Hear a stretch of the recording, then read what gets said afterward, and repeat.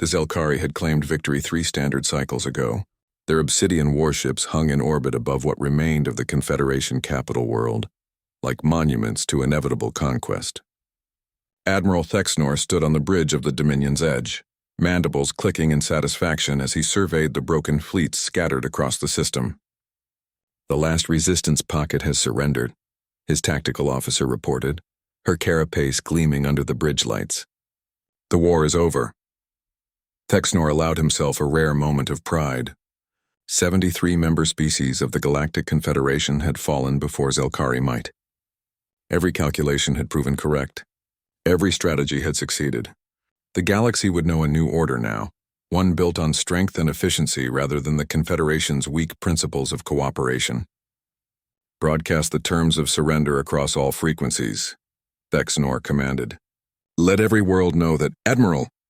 The communications officer's antennae stood rigid with alarm. "We're detecting a massive gravitational anomaly at the system's edge. Multiple signatures. They're enormous." Thexnor's primary eyes focused on the tactical display. What he saw made his blood run cold. 17 massive vessels were emerging from faster-than-light travel, each one larger than anything in the Zelkari armada. Their design was unfamiliar, angular and brutal, covered in what appeared to be hastily welded armor plating and weapon batteries that defied conventional naval architecture. "Identification?" Thexnor demanded. "Unknown, Admiral. They're not broadcasting any Confederation codes. Wait, we're receiving a transmission." The view screen flickered to life, revealing a creature that Thexnor had only heard about in intelligence briefings that seemed more myth than fact. The being was bipedal, with flat features and unnaturally forward-facing eyes that suggested a predator's evolution. It wore a dark uniform covered in insignia and what appeared to be combat decorations. "This is Fleet Admiral Chen of the Terran Expeditionary Force," the human said, her voice carrying an edge that transcended species barriers. "We received the Confederation's distress call approximately 4 years ago. We came as fast as we could."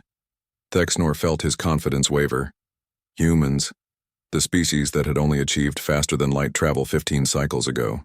The primitives who had been invited to join the Confederation, more out of charity than respect.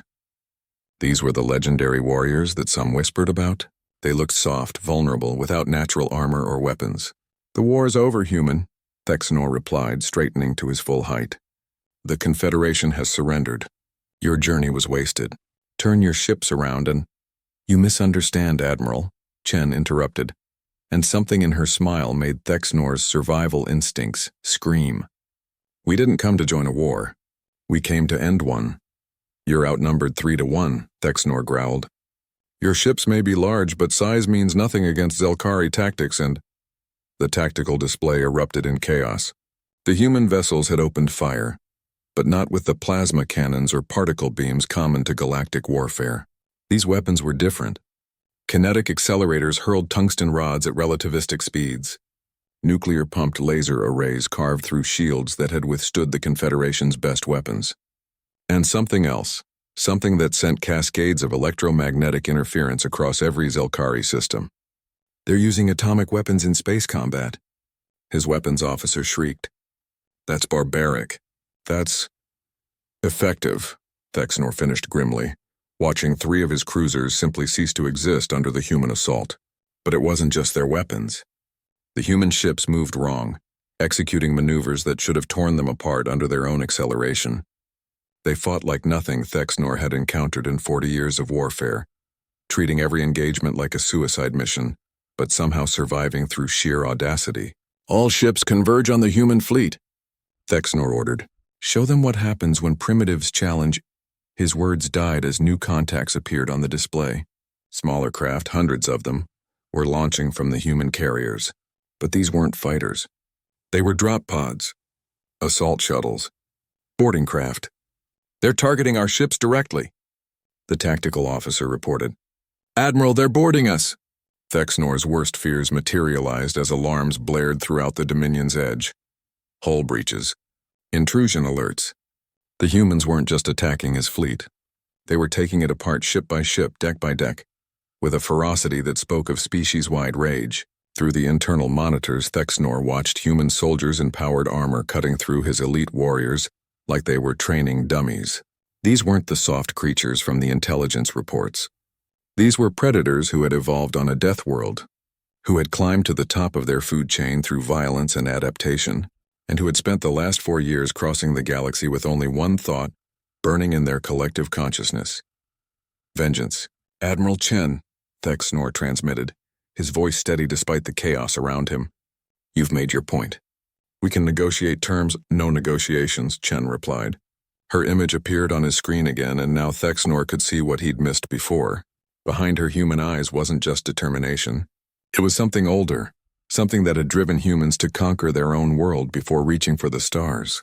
You declared war on the Confederation. You destroyed worlds. You enslaved populations. Did you offer them negotiations? We won the war, Thexnor insisted. By all galactic convention, we don't care about your conventions, Chen said softly. We're new here, remember? We don't know the rules. But we do know this: you hurt our friends. You thought the war was over because you defeated them. But humans have a saying, Admiral. It's not over until we say it's over. The bridge shuddered as another section was breached. Thexnor could hear weapons fire growing closer. And we just arrived, Chen continued. So from our perspective, this war is just beginning. Thexnor looked at his tactical display one final time. The Zelkari Armada, victorious for 3 cycles, was being systematically dismantled by a force that had arrived too late to save the Confederation, but just in time to ensure that the Zelkari learned a terrible truth. Humanity didn't need to arrive on time. They just needed to arrive. As human soldiers breached his bridge, Thexnor understood his final mistake. The humans weren't late to the war. They'd simply needed time to build up enough righteous fury to finish it properly.